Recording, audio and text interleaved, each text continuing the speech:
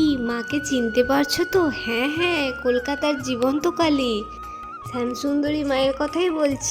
Everyone, আমি রিয়া আর welcome to my mini blog. আজ আমি চলে গিয়েছিলাম মা শ্যামসুন্দরী মায়ের মন্দিরে যাওয়ার ঠিকানা নিয়ে অনেকের অনেক কনফিউশন ছিল।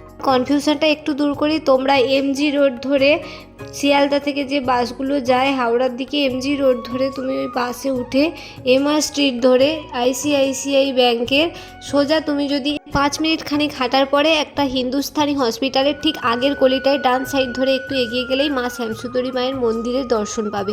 সত্যি মা যে এত মিষ্টি কি বলবো, আমি তো মায়ের নাম মিষ্টিই দিয়ে দিলাম।